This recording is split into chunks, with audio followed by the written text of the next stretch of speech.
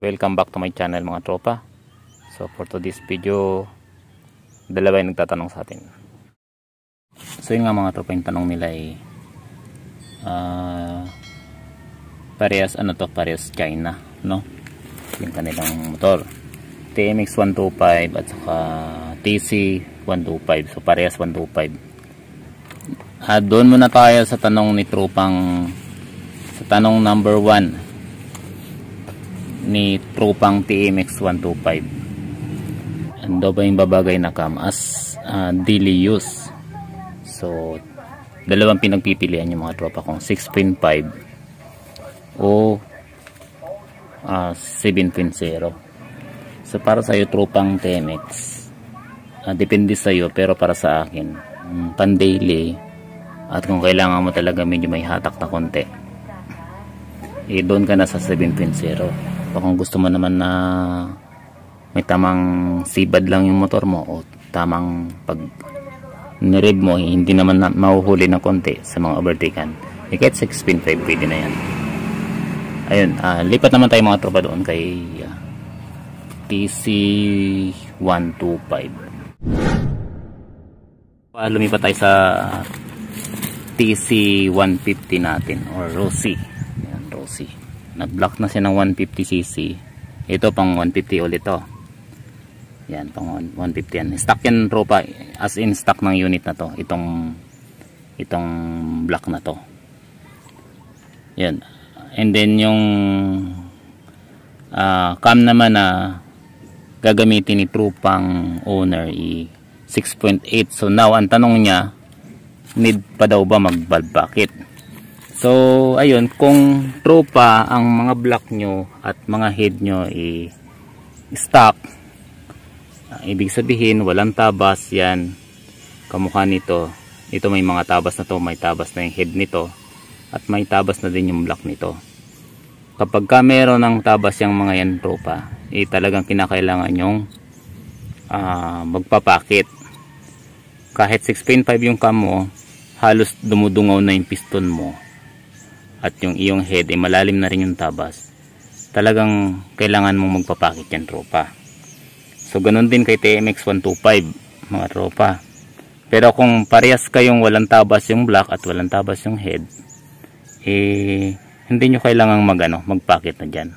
Well, depende, kasi baka yung unit na yung mga tropa second hand yung nabili at may mga tabas na yung inyong mga head at yung block. So yun, check nyo lang yun, yung dalawang yun, no? So yun, gawin nyo lang reference yung video to mga tropa, yung tropang 125 at saka si tropang TC 125, para makatulong sa inyong pagbibuild. Ayan, dalawang piston yun sa harapan natin. Ito yung piston ng 150 at ito naman yung piston ng 125. Ito actually mga tropa, bore 50 na ito. So kapag bore 50, mga makoto, minsan hindi yan magkakaparehas dito sa part na to. Yan. So yung part na yan, minsan may mataas kayong mabibili, minsan naman may mababa. Kaya nga nagka-mark yan mga tropa, gawa ng ginawa ni tropang Linon dyan.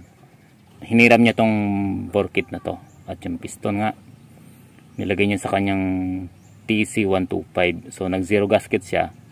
Ayan yung nangyari. So now, yun yung sinasabi ko sa inyo kanina, na kapag kami tabas talaga, kahit na stock pa yan, kung may tabas yung magkabila ang side nyo, talaga magkakaganito. Yan, muntik na siya, oh. Bayad sana siya. So now, ito naman yung 125 mga tropa. Kung papansinin nyo, pag inano natin, i-side view natin, ganyan yung itsura ng piston. Ayun. So halos medyo lang siya, umbok lang siya ng konti sa flat. At ito naman yung 125. So dito pa lang sa top view mga tropa, makikita nyo na umbok talaga siya, or dome. Yan. So pag ginano natin mga tropa, kitang kita yung pagka-dome ng piston ng 125. So kaya marami nag-a-advise talaga na kapag 125 yung piston sa 7.0 cam, kailangan na magbubble packet kasi nga ganito yung itsura niya.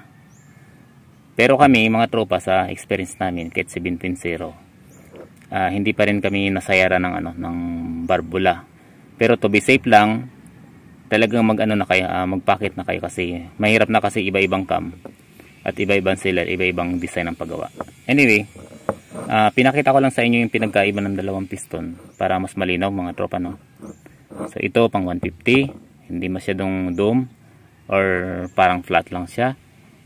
At ito naman yung pang 125, semi-dome na siya. Kaya magkaiba.